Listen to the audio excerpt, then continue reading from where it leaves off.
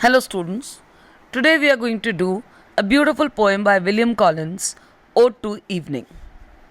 Let me start by first an introduction to the poet. William Collins is an eminent poet of the 18th century. He inherited classical traditions yet looked forward to a new age and newness. He is known as a harbinger, that is, an innovator of Romanticism, who tried to introduce new poetic religion yet had a classical way of writing. He abandoned the use of heroic couplet, which was introduced by Alexander Pope. He was against the simple and monotonous way of transitional age, that is, the pre romantic, when classical was declining and romanticism had yet to establish itself. It can be coupled with Gray in his dominant influence on later 18th century. Most of his works are in the forms of ode on different subjects. He was extremely sensitive temperamentally and was greatly disturbed by Gray's death in 1747. Ode to Evening is not an address or an apostrophe written in simple manner. It is a combination of classicism and a new way of life. There is a tussle about the way of writing of craftsmanship.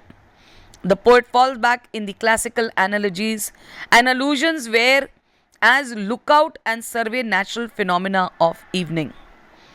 Evening is presented as a lady or mermaid in personified who is extremely fascinated by music and songs. Nature provides her the songs.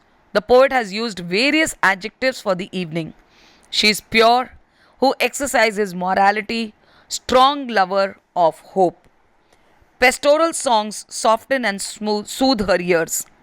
The brooks wear a solemn look as there are no strong wills. Evening is almost like a fairy. She is a reserved lady. Evening sun is described as going down in the western horizon, whose cloudy skirts, that is, clouds, have a kind of canopy embroidered with the beautiful colors of rainbow, and it is so enchanting that it looks almost heavenly. There is a peculiar kind of stillness except of the sound which evening cannot see in the dark, and the poet describes its auditory image.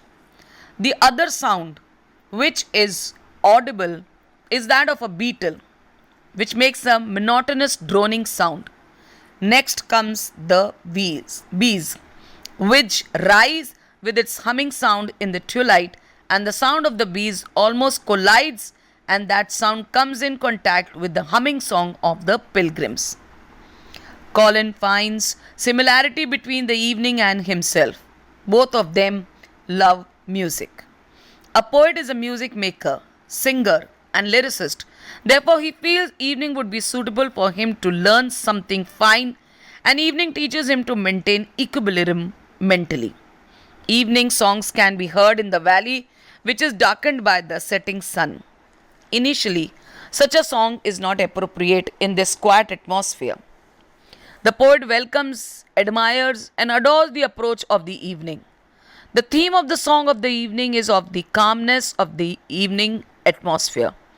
Therefore, the poet wishes that his poetry should contain the same depth and calmness, and therefore Collins wholeheartedly welcomes the evening.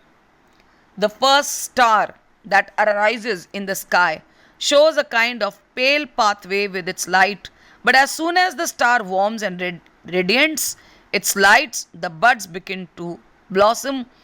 Elves sleep inside the buds during the day, but as soon as the flowers bloom, they come out. Nymph and other fairies prepare a carriage for the evening and decorate themselves with the ornaments of flowers. The poet describes the evening in various seasons. Spring pours her sweet showers. Summers take delight in her slow departing light. Autumn fills her lap with withered leaves. Winter brightens evening with its cold wind.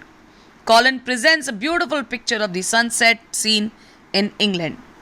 He says that evening will always inspire people with imagination and friendship, knowledge and good health. Thus, all human beings will develop in them the sweetness of the evening. They will possess her influence, and so they will always sing songs in her praise. Collins concludes with an epilogue and makes us vow on and makes a vow on behalf of all holy men. So long, regardful of thy quiet rule, shall fancy, friendship signs, smiling peace, thy gentlest influence own and tone the favorite name, and love thy favorite name. Collins is wholly romantic in mood and displays love for a most simple aspect of nature. Yet it reflects the melancholy of the poet. There is a kind of coloring which is pensive, yet the mood is quiet.